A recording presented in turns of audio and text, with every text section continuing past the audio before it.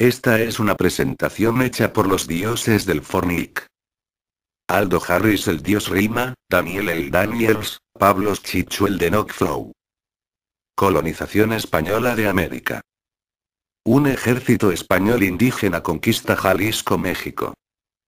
La colonización española de América fue parte de un proceso histórico más amplio, denominado posteriormente colonialismo, mediante el cual diversas potencias europeas incorporaron una considerable cantidad de territorios y pueblos en América, Asia y África entre los siglos XVI y XX.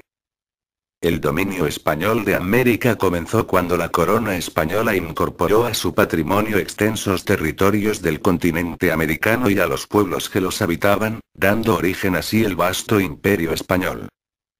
El gobierno. El rey.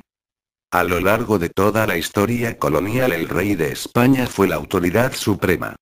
En la época de la conquista de México, el monarca en quien recayó la responsabilidad efectiva del gobierno fue el emperador Carlos I de España y V de Alemania. Su política fue fundamentalmente absolutista, es decir, concentrando en la corona poder absoluto, de manera que la voluntad real no tenía límites legales y constituía la ley suprema. El Real y Supremo Consejo de las Indias.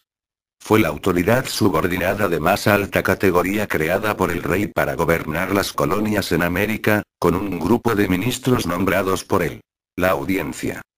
Durante la conquista y su consolidación fue Hernán Cortés quien gobernó en la Nueva España, sin embargo muy pronto el rey lo privó de su autoridad al establecer un órgano gubernamental superior que se llamó la Audiencia de México. El virrey. En pocas palabras, era el representante del rey en la Nueva España. La economía. En los primeros años de la colonia, la base de la economía fue la encomienda. La encomienda consistía en que los soldados españoles recibían tierras o minas, e indígenas para trabajarlas, como pago por los servicios que prestaron durante la conquista de México. A cambio, los españoles se comprometían a cristianizar y proteger a los indígenas que se les había encomendado, es decir, encargado. Este sistema duró 200 años.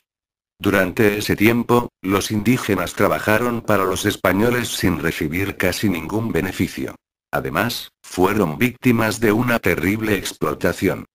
Si bien muchos de ellos fueron cristianizados, en realidad no fueron protegidos a pesar de que existían leyes que obligaban a los españoles a darles un buen trato. La sociedad en la colonia. La sociedad colonial estaba formada por poco más de 18 millones de personas, dividida en tres grupos bien diferenciados. Los blancos eran los españoles y sus descendientes criollos. Los indígenas eran libres y se los consideraba súbditos de la corona.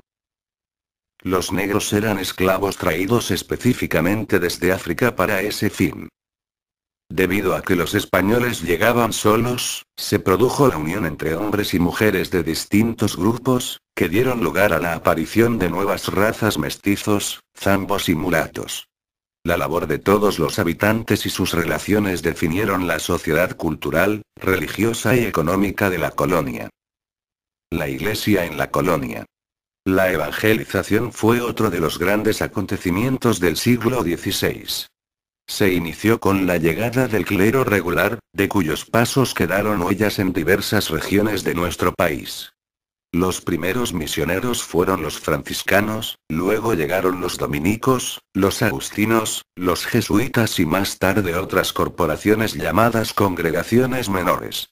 La fundación de pueblos y misiones trajo consigo el surgimiento de escuelas, monasterios, parroquias, etc.